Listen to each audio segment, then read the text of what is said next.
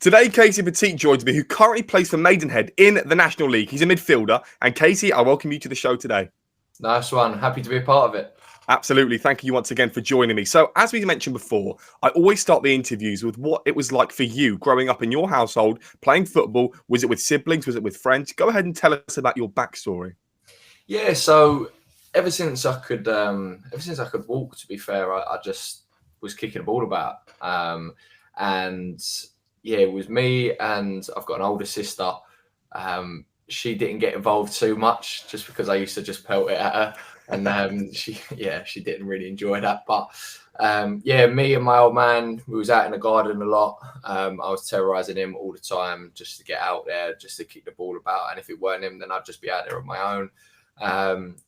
Just loved the game right from the off, and just smashing the ball about, whether it was inside, smashing things up, or whether it was outside in the garden, whatever that looked like, always kicking the ball when I was young, Did you always have the ambition to become a professional footballer? You know what? It's funny because I got into an academy at 10.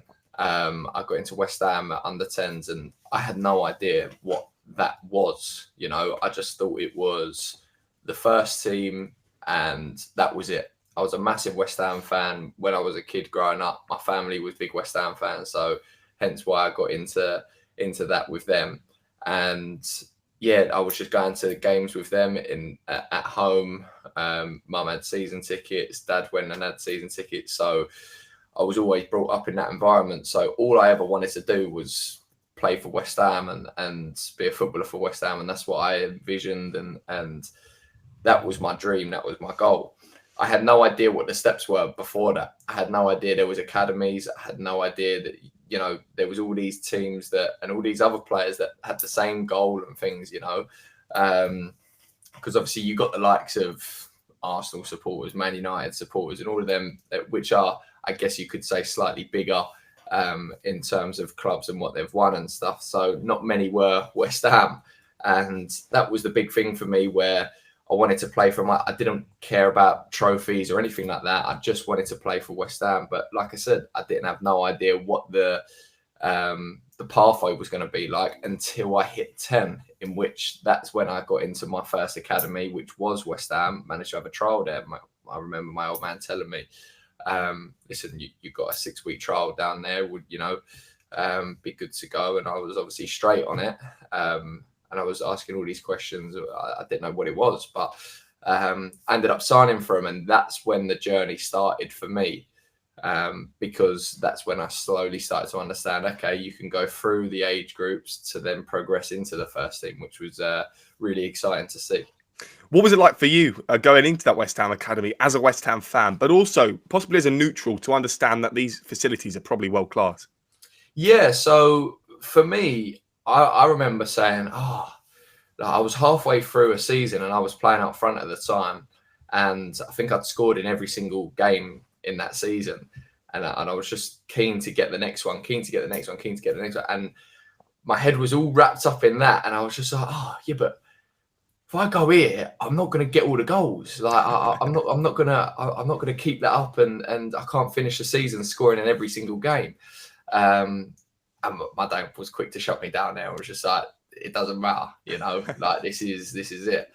I went in there and didn't know what to expect. Obviously, all these new faces as well. No idea who any of the kids were or the coaches. But obviously, when I got into the training ground, it was, I think, the first time I've ever been at West Ham's training ground. And it was like, oh, well, okay, so the first team train here, and all of these different things that I'm picturing, all these players that I still look up to, they train there on a day-to-day basis, and it was fantastic for me. I was obviously nervous just because I didn't know what the level was going to be like, and if I'm honest, I came away from it thinking I thought training would be a little bit better. I thought it would be a little bit better than that, but again, my old man was like, no, it's not just doesn't matter whether you thought it was going to be better or not. This is where it is, and this is the level you want to be at. And obviously, as we progressed, I managed to get signed, and it was great for me. It was great, and training was obviously top, and we really enjoyed it, and it was fantastic. But yeah, like you said there, going in from nothing and almost a neutral to not knowing what it is, to now I'm experiencing the West Hams. You go away to the Norwich's training grounds, Arsenal's, and all of these different clubs just where you play them on the weekend. It's a really good experience, you know. You mentioned, enjoying this experience, but I always, I suppose, take the neutral route, as I mentioned before. But I always seem to think there's a bit of a criticism that people have towards academies because, their children are being told at the ages of 5, 6, 7 that they might end up being a professional footballer, and they're kind of hammered down into maybe a robotic player. Do you agree with that, or do you think, that's maybe over publicized and players do actually enjoy their time at academies? Yeah, I think it depends where you're at. I can see players do enjoy it, and it gets to a certain level where they do enjoy it. You see a lot of great players step away from the game just because they fall out of love with it, and which is a real shame. And that's something that I say to a lot of, where I do a little bit of coaching on the side. I say a lot to my parents that I speak to, that I don't agree with how the academy system is, but I would never know how to change it just because of it is so ruthless. The game is the game at the end of the day. And to get the best of the best, you need to have that filtered system, and it needs to be horrible in a way. But some of the things that are said from coaches who aren't the best coaches, perhaps, again, the game is full of opinions. So that can really alter someone's enjoyment levels of it. And I mean, I remember having a lad that was at centre half at West Ham, and I think he stopped playing at maybe 11 or 12, and he got into maybe basketball after that. But he was a really, really good player, and he just stopped. He just didn't enjoy it anymore, which it's really sad to see, and it's not nice. But that's just what happens sometimes. You fall out of love with it. But I'd say the majority do enjoy it. They do. When you get a little bit older and it gets a little bit more serious, you're getting into the thing of now, okay, it's, I say a job, but it's one of the best, if not the best job in the world to have, depending on who you are. But people might slightly change their mindset towards that. Instead of enjoying it and I do this for fun, this is me as my work. And there's that slight change as you get older. But look, again, I think people do enjoy it, and especially as kids, you do enjoy it, and you have to enjoy it, and that is the main thing. So many parents put pressure on their kids to, you have to, like, you've got to do this, you've got to do that, especially now you see it, which I think will ruin their enjoyment of it. And I think they're the type of players that will end up stepping away one day with lost that enjoyment level. But there are players that do enjoy it, and I think if you trust the coaches that you've got in hand and the voices around you, then you can continue to enjoy it and improve at the same time, So with West Ham then, talk to us about how that progressed, and then obviously you ended up leaving West Ham eventually. So talk us through that stage. Yeah, so again, I went on trial at under 10s level, and look, again, managed to get signed, and I was buzzing. I was this little kid who was a massive West Ham fan, and managed to get on trial and I signed for him. I think I even changed my Instagram name from like my own name to like West Ham United player or something like that. Right? It was brilliant. So I really enjoyed it. Towards the back end, there were some things that went on and it weren't nice towards the back end, where again, whether it was parents and parents clashing, and there were some things that went on behind the scenes over there, which caused a few of the lads to be separated almost. From 1 week I was in the A team, because we had 2 teams at the time. 1 week I was doing really well in the A team, and all of a sudden it gets to the B team the next week, and it's like, what's happened here? You was telling me I'm this, and this, and all of a sudden after a week I'm now not that. So we thought there's something up here, and I think there was a bit of money involved. I don't know. But yeah, so we then, midway through that season, took the decision, look, what's best for my career is probably to go elsewhere. And so we made that decision together. And like I said, my family were all behind me, and we took the decision to leave, which again was sad. We didn't want to do that. And we ended up, that was at under 12s midway through that season. And we ended up going on trial at Millwall. So a little bit of a little bit of a rivalry there, but we had to put that aside. And it was quite funny actually going into Millwall, because all I had ever owned in terms of training kit or football kits was West Ham. Like, even before I was in the academy at West Ham, I used to buy it, and mum and dad used to get me all the West Ham training kits and things like that. So that's all I ever had. So mum had to quickly go to Sports Direct to get me a nice, like, blacked out Adidas tracksuit, just so I could wear that for the trial. And I think he gave it 2 weeks or something like that, and I was signed, you know. So straight in, which was obviously really nice to hear and stuff. And then I started my journey at Millwall, was there for 4 years until I got my scholarship decision, in which they didn't offer me one. So then I had to go elsewhere. But yeah, the 4 years at Millwall, again, that was a similar sort of story, you know. Went in, really enjoyed my time, and obviously being 4 years in an academy, you're bound to improve, and I 100% did. I had some great coaches along the way. Some coaches not so amazing, but look, that's what you're going to get. And like I said before, it's a game of opinion. So yeah, and that's where we had to leave after that from Millwall, and ended up going to Luton.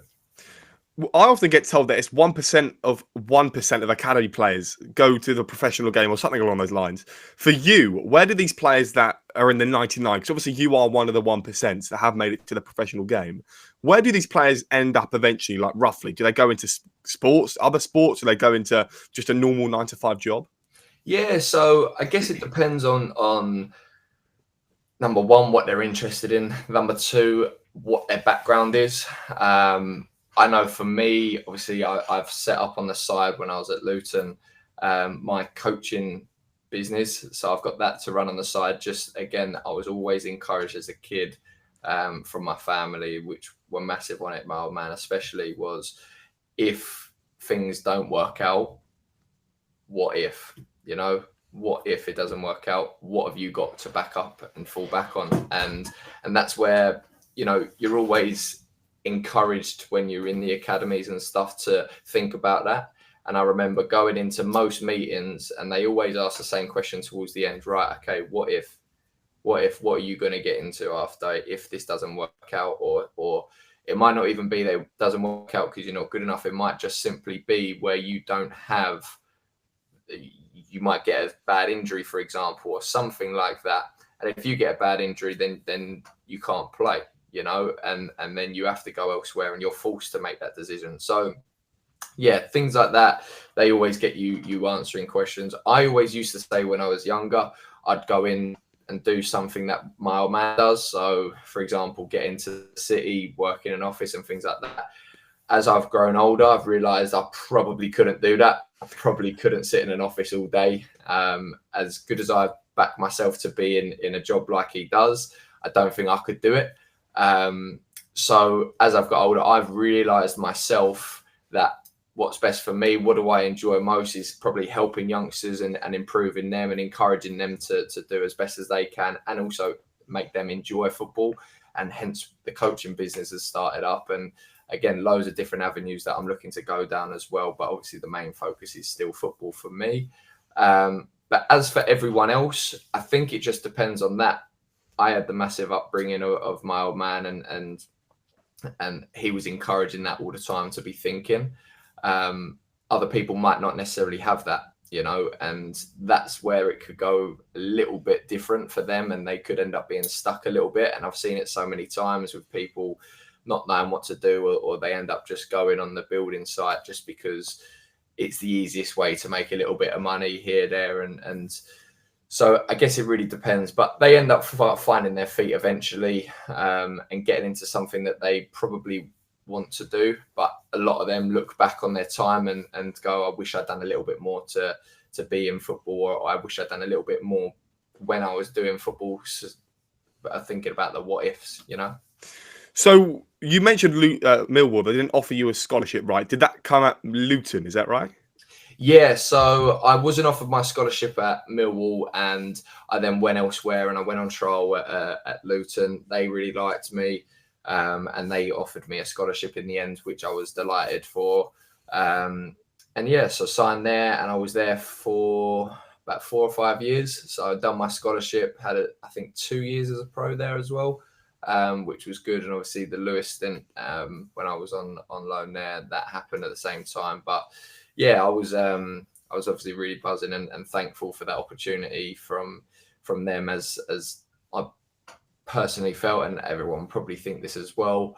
When they're in that situation, I felt hard done by. I felt I should have got and deserved a scholarship at Millwall, but it wasn't meant to be, and I'm a strong believer in everything happens for a reason, and I felt that was clearly the case there, and we had our meeting with them. I had to say what I had to say in terms of, what could I have done better? What happened here? So we had a good meeting there and went to Luton, and thankfully they took a chance on me, and I hope that I proved them right, With those meetings that you just mentioned there, that they maybe tell you that they don't want to keep you on board, you're not going to be accepted for a scholarship. How do those meetings actually happen? Because some people say one extreme and then some people say another. Yeah, so 9 times out of 10, you've got set times when you've got meetings. So, for example, you might have every 6 weeks, for example, you might have a mini meeting with the coach and maybe one other, just to go through some things that you could do better, or things that you're doing well and stuff. I think normally when I was younger, they would do maybe one around Christmas time, maybe one towards the end of the year. So there was 2 main ones, and that's when your parents would come in. And again, they would then make decisions as well on contracts. So depending on how long your contract is in for, if it is coming towards the end of it, then possibly around Christmas time, so the end of the season, is when they'll have them discussions with you.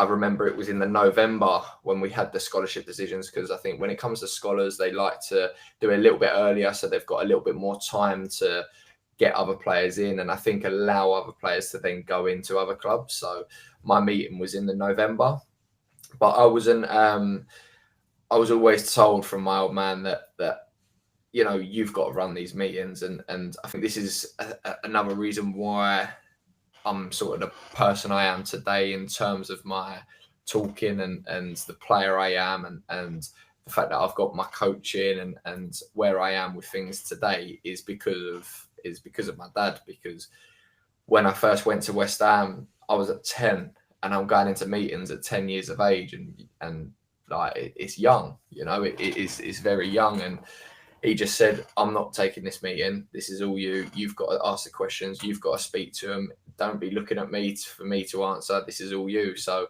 I learned from a young age that I've got to be the vocal point of this, and I've got to take this meeting and own it, and that's what I've done. And you mentioned about leadership. Am I right in saying that you captained Luton under 18s at some times as well? Yeah, so I was over at Luton, obviously done my scholarship there. You have 2 years as an apprentice there, and my first year I had a good amount of football compared to others. Quite a few first years normally don't get the amount of minutes that I did, so I was delighted with that, and I think that took me in good stead for my second year. And they made the decision to make me captain. I think they said to me they see the things that I've done on and off the pitch, helping the lads, helping the youngsters when they came up, and obviously communicating and talking throughout games as well, which was a massive point as well for it. So yeah, they gave me the under 18s captaincy, and then I had finished my scholarship, went into the 21s, and I think it was either my first year in the 21s or second year, freshly set up. I think when I was in 18s, they only just set the 21s up. But then I had a good coach, Adrian Forbes, who I speak to constantly now. He's no longer at Luton. He's now in America doing some bits out there. But he was fantastic with me. We have a really good relationship and still talk today. But yeah, he made me captain of the 21s as well, which I was delighted with. And I couldn't thank him enough for what he'd done for me in my career.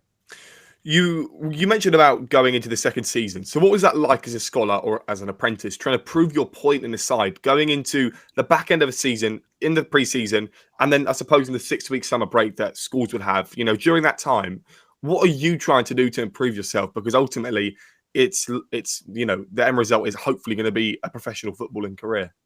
Yeah, so it was tricky because we had the timings came so wrong. And I thought, this is, again, I'm getting hard done by here. But everyone was in the same boat. And I'd done my first year, and that actually got cut short by a month or 2 months just because of COVID. And that's when COVID first hit. And it was a real shame because we obviously then had to pack things up, and they originally said, right, 2 weeks away from the building in the back end of my first year, and then we'll be back in.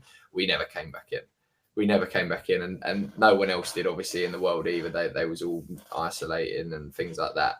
And so we had a bit of a delay to our season when we went back into my second year. So we obviously had meetings and caught up online and stuff. And I was doing as much as I can do when the restrictions were lifted slightly and you could go outside and go for walks and runs and things. I was trying to do my utmost to stay fit and go back in a perfect shape and as good of a shape as I can.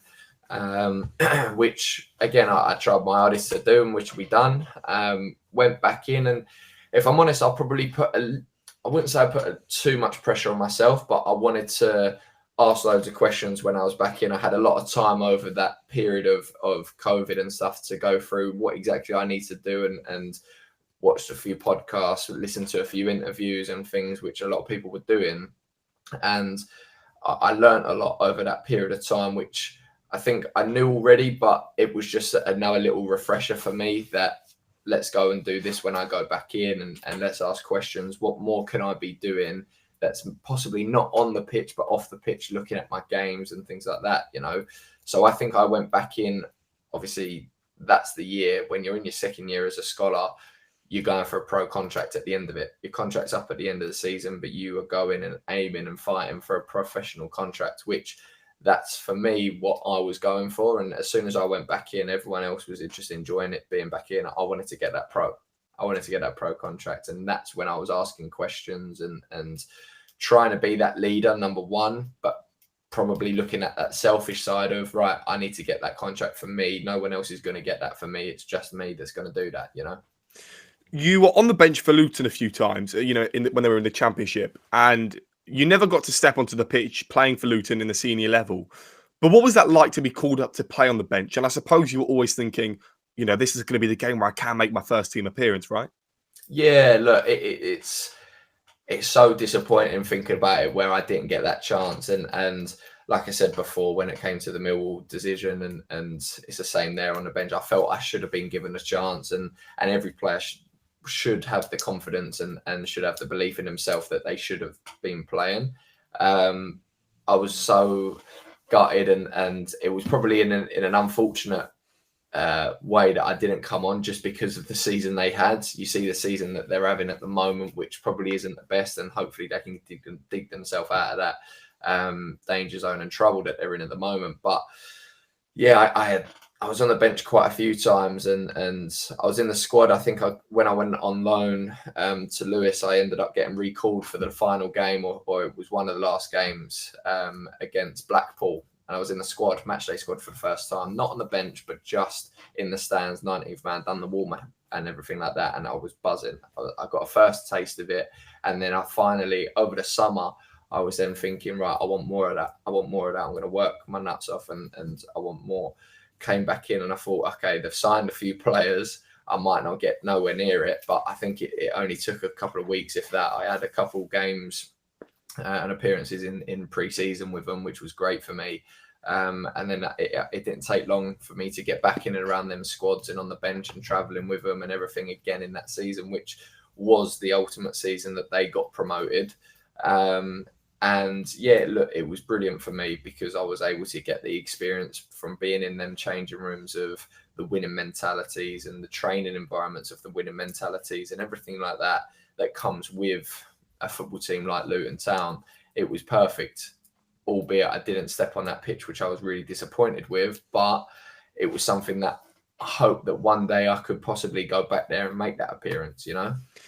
Oh, I had to write down that you said that you were the 19th man. You did the warm-up in the game, but you ended up in the stands. I've never heard of that before. Maybe some people haven't either, or maybe I'm just one of the ones that don't know. But talk to us then. So you get into the matchday squad, but you're not in the starting 11 or the bench, but you still go out the team, train, and then I suppose if there's an injury, you come in, but if there's no injury, you go up to the stands.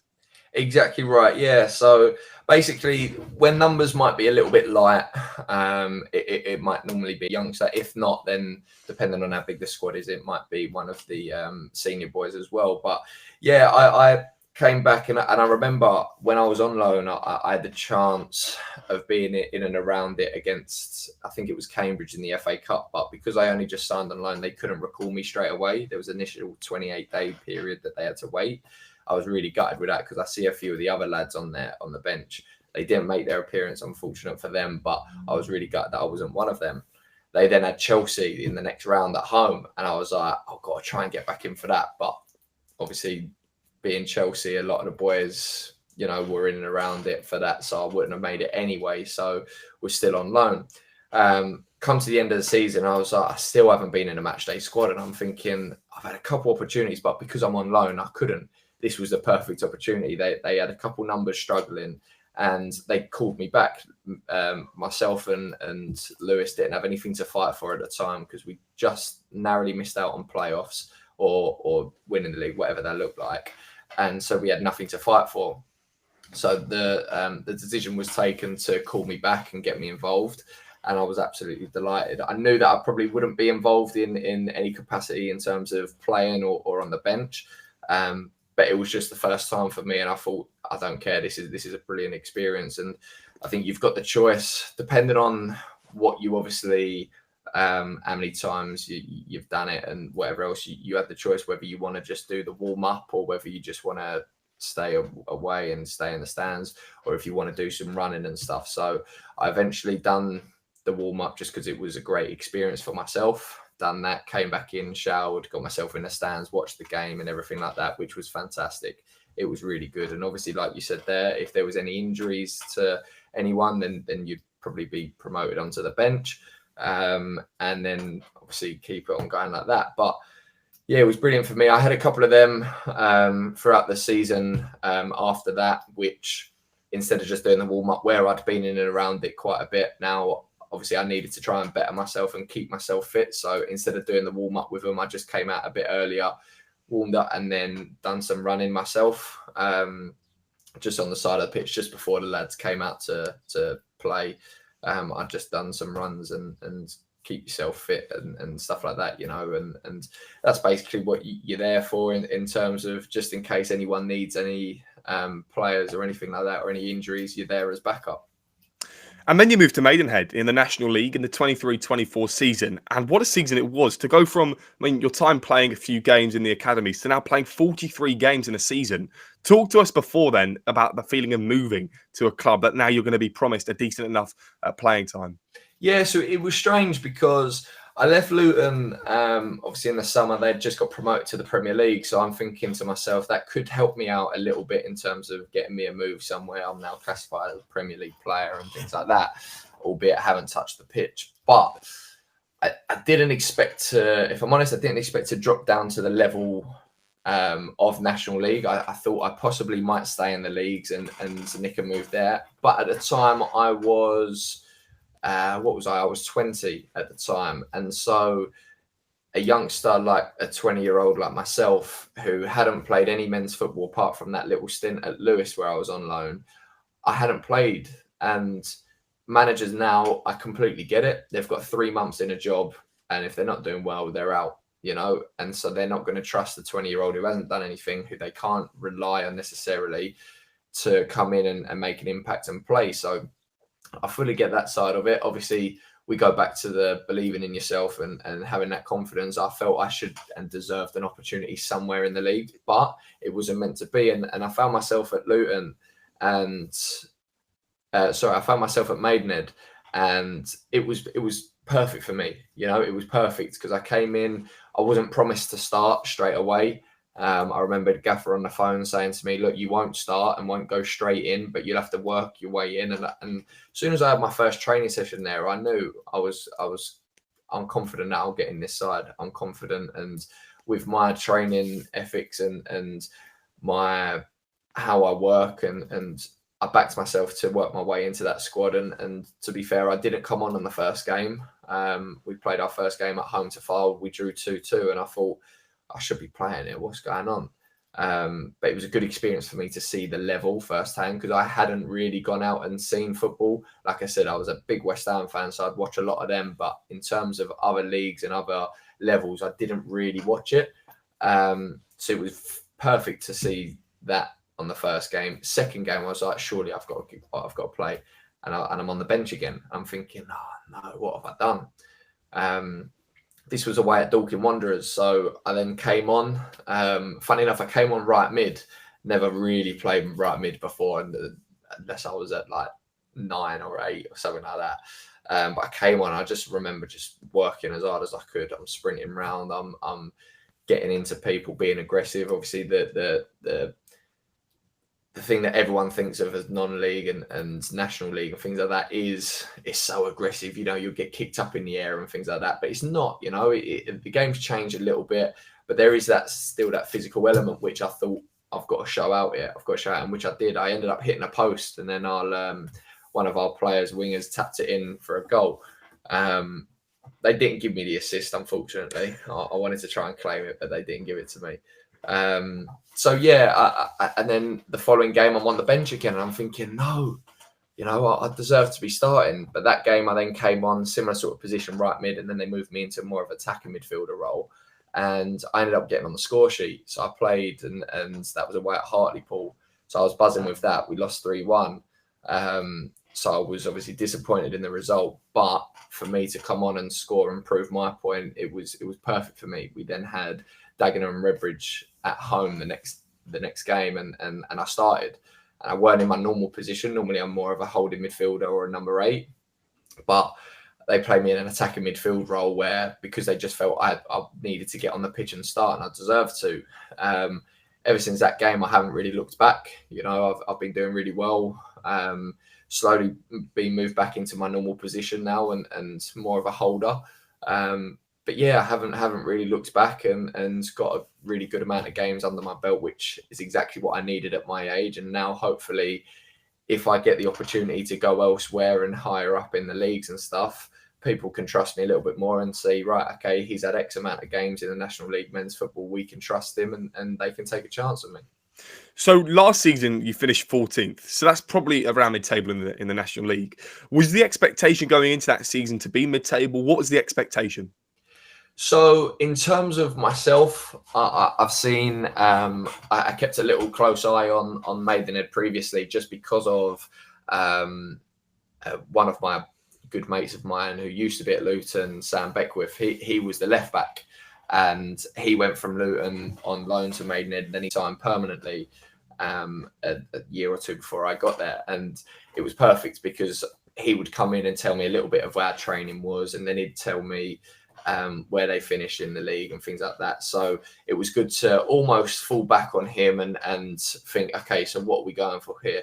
There weren't much drive to get much higher, to be honest with you. I think they was driven to obviously stay out of the relegation battle as much as they can, and then get as high as possible.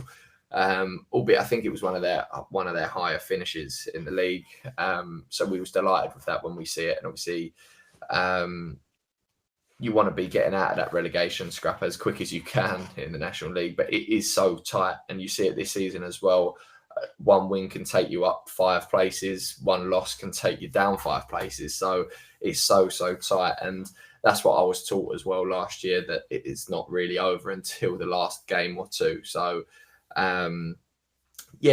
in terms of expectations, it's I guess just take every game as it comes, and it's that cliche, and everyone says it, and it's a boring answer, but that's what it is in the National League. Unfortunately, you've got to do it and focus, and hopefully get as high as you can, and I guess for a team like Maidenhead, get safe as quick as you can, and then look to build on that. So this season, 28 games, 1 assist. You're currently 20th in the league. So going into this season in the summer after the last season, what were you doing? Were you looking to leave? Were you looking to stay? What was that like in terms of preparing yourself for the new season as well? Yeah, so we had a little bit of interest in January of last year, and I think Gaffer was saying something like the earliest that he'd let me out is the end of the season, if that was going to be the case, which I can understand to a certain point. He's taken a chance on me. I proved him, and I was a key role in their midfield. at the time and in the season. So I completely get that. It then came where it was the end of the season and I was still somewhat under contract. So I signed a 1 year with a 1 year option. And so I'm still technically, they took up that option because it was in the club's hands. So I was technically still under contract for another year. So yeah, in terms of myself, I know they was trying to sort out a new contract for me to sign as well, to get me to extend. And I was quite hesitant just because of I want to get my games in and I'm not doing it for no money or anything like that. I want to get my games in and then I want to get as high as possible. And everyone knows my goals and my plans. So in terms of that, I knew that if I stayed, I would get more games. And that was a big reason for me staying. And obviously I enjoyed my stay there the first year and the people around, the coaches, the environment, the fans, they were brilliant with me. And I was delighted because I won Supporters Player of the Season as well. And that really made me feel at home. And so, yeah, for me, it was just a matter of, okay, where am I going to go if I am going to go and get the amount of games I did now?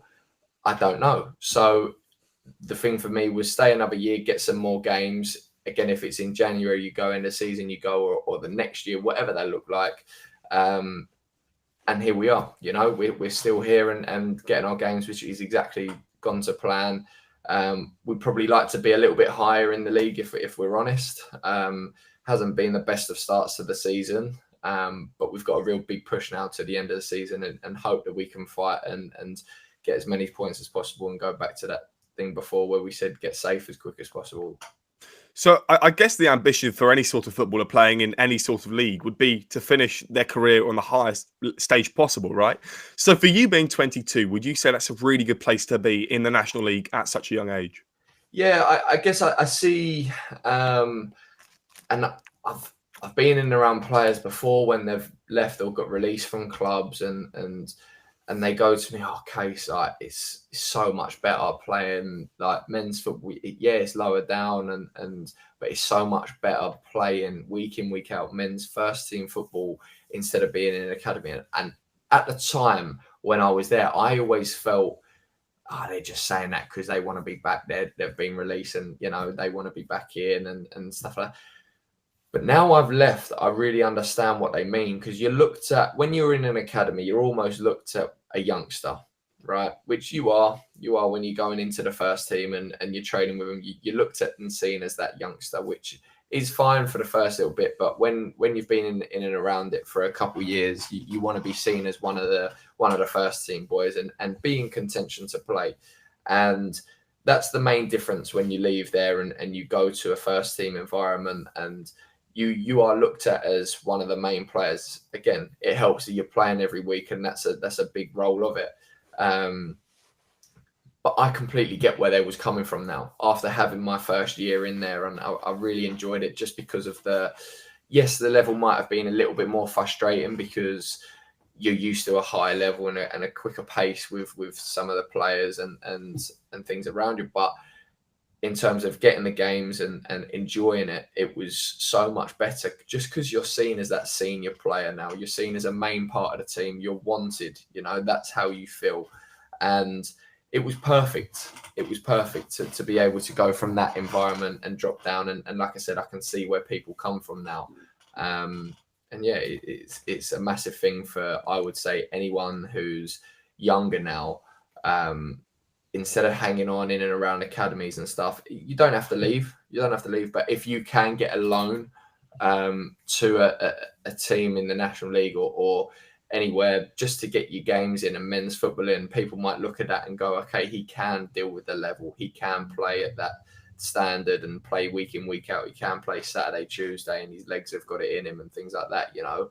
And so many people stay in and around academies and they stay in the under 23s until they're 23 and possibly 24s and stuff, and they haven't played a minute of first team football. And that's the problem. I think with so many youngsters coming up, they just need to get their games in, and that was perfect for me. And I think it came at the right time. We haven't got too long left, but I just wanted to ask a few behind the scenes questions. So I know that people are always keen to know the life of a professional footballer. So do you want to start and tell us about what it's like to be on a training day routine? Talk us through that. Yeah. So again, depending on what club you're at and what level you're at, normally you'd go in and train in the morning. And so this would be when we was at Luton, for example, when we would go in the morning, we'd train. Before you go out on a training pitch, you've got the gym and you do some activations, whether that's in the gym or just out on the pitch, just to get yourself ready, about 20 minutes or so. Again, you can go in, have breakfast, whatever you want beforehand, get yourself ready for training and any type of stretches you need. And I think that's the best thing about an environment where you've got the gym around you and all the facilities. It's you are left to do what you need to do. Everyone's different. People could go on a pitch without doing anything. People can go in the gym and stretch, foam roll, whatever they need to do. People do a gym session, so maybe some uppers beforehand. It's really good to have, because everyone's different at the end of the day, and everyone needs different things, and everyone's bodies are different. So whatever works for you works, and you need to do that. So you can come in, have breakfast, get changed, whatever that looks like, and get yourself ready for training. Once you've done all your bits in the gym, whatever that looks like, you've got a set period of time in which we're then out on the pitch doing activations or whatever that looks like, and ready for warm up. You train. Depending on the day, you might have a meeting before training, you might have a meeting after training, depending on what that looks like in terms of analysis of the game before or the game coming up. Again, completely relevant to what day it is. You'd come in and have yourself some lunch. Depending on what day, again, you might have a gym session to do after. Might be some uppers, might be some power work, might be some lowers. And then again, you can shower, get yourself off. Sometimes you've got the cryotherapy chamber which you can go in for recovery, ice baths, everything. So again, it's very much so you've got things there if you want to. And it's a lot of, if your body requires it, if you feel the need to, if you work better with these things going on, crack on. Crack on, and they've got the people and the staff behind to assist with that, which is really good. But I think that's the main thing, is it comes down to what you need as a player, what you need and what your body needs to keep you at your optimal performance, Another question that I'd often get asked is, so obviously you played Barnet the other day, really good team. Also, Idris Khan, who got spoken about by Jeff Stelling. So also, what was he like, by the way? Did you sort of clock that you were playing against him? Yeah, so he, I think we knew he was a good player. We knew he was a very good player. And obviously, so I think they played the other night against Hartlepool, I want to say it was Hartlepool, and obviously Jeff Stelling, massive Hartlepool fan, and so he was obviously down watching the game, and I think he's come to a couple Maidenhead games as well, Jeff. I'm still waiting for my tweet, to be fair, of him tweeting on me, so I'm sure he's obviously in his drafts or something like that. It must be. But yeah, no, look, he's obviously a really good player, and I know Barnet lost one of their strikers not long ago, so they had to replace, and good replacement for him. And then they're obviously flying top of the league, so I'm sure he'll score many more goals. And then in terms of your, behind the scenes stuff on a match day, do you swap shirts with any of the players? Because I know I've heard some things that you got to pay. You get one free shirt a season, then in some clubs you have to pay the shirt price if you want to swap. Yeah, so again, I'm one of them players. I want as many shirts as possible, to be fair, because I like giving them out to whether it's fans or whether it's my mates and things like that. I want to be able to do that. Slightly different where we are because of, I guess, budgets and things like that, where, again, we will be able to keep our shirt at the end of the season, no problem. If we want another one, it depends. Printing might be a little bit different in terms of the name on the back, just because of the name on the back. I think it's like the National League or the New Balance, whatever the sponsor is, has their name and number. And so that might be slightly different to whatever the kit make is. So Kelmy is R1. So if we wanted to order one separately without the name and it would just look slightly different on the back, just because it would be the Kelmy, right? And instead of the National League or Vanilla, whatever that sponsor is. So yeah, again, a lot of it is you keep the one at the end of the season, and then you are allowed to buy other ones in and around it if you wanted to. But yeah, you'll get a slight discount on the shirt, obviously, where you are a player and stuff. But apart from that, yeah, normally one. But when you was in, I remember when I was at Luton, you could just take them. To be fair, so I've got a few shirts from when I was in the squad and things. And obviously, where I was a youngster and playing, the first few that I got and took, and the others I just didn't, just because I was coming and turning up every week. And to be fair, I didn't want to take the pick either, because I was rocking up and on the bench every week, and I'm not even playing. And they'd have to print me a new shirt, so it didn't make sense. So yeah, but I've still got, I think, 3 or 4 shirts from the other season, so which was really good.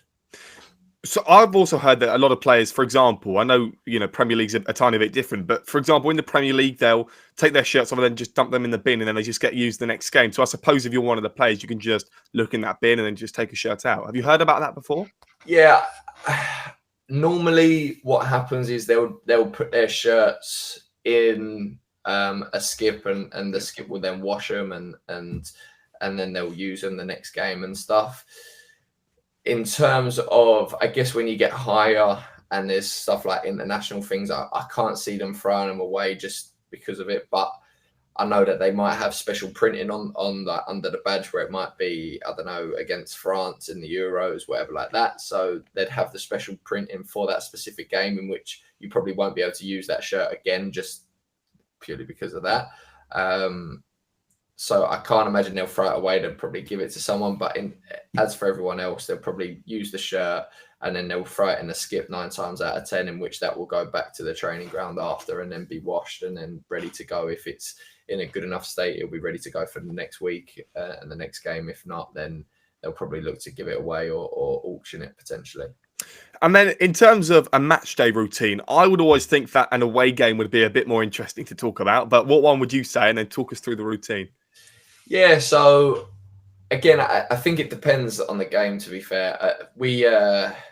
If you're away and you're staying overnight, it's obviously you got a little bit more to it. So what you'd probably do, if it is that, is you probably turn up on a Friday, train, and then you'll go and travel after training. Once you've travelled after training, you obviously get to the hotel, do whatever you need to do, whether that's stretch, foam roll, similar sort of things to what we was talking about before in terms of what your body needs. You'll have lunch throughout the day when traveling, but then you'll get to the hotel and they'll put dinner on for you, no problem. Stay overnight, wake up on a Sunday. And then again, depending on what club you're at, some of them tend to put on a little bit of activation work for you. So when you're there, you might have a few stations at the hotel for you to do, like going over hurdles and things like that, just slowly, just to get yourself moving a little bit more. You'd normally go for a team walk at some point as well, day of the game. You'd then have a chance to chill out, and then have pre-match. They'll put that on for you. So you get your food in, and then you travel to the game, and then you're ready to go, And last but not least, we do something called building yourself a FIFA card. So do you play FIFA? I did a few years ago. I haven't played it in a while, to be fair. So yeah, but I have played before, yeah. Okay. And obviously with the guys in the team, they obviously play the game a lot, right? Yeah, a few of them play more than me anyway. Okay. Yeah. So, of course, you're going to have a centre mid card. So what would your pace be on FIFA? My pace? I would say I ain't the quickest, but I'm going to give myself... I'll give myself 68. 60. I think that, you know what? I actually think that's an average for a midfielder. I'd say that's fair. Yeah, for sure. Yeah. And then for shooting, what would that be? I know that you're more of a holding midfielder, so less times to shoot, right? But what would that be? I don't want to do myself in here because, obviously the stats don't really back up a good stat here. So I'm going to have to go. I'm going to go 57. 57. Okay, that's more like a holding midfielder. I have to be honest. Yeah. What would your passing be? Passing, I'm gonna go 82. That's high for a midfielder, Yeah, for sure. I'm going to go 82. I've got to back myself here. I've got to back myself. Of course. Dribbling? Dribbling, I'd say let's go 55. Okay. I wouldn't dribble too much. There's two more. Defending? Defending, I'd say 75. 75. That's high. And last but not least, physicality.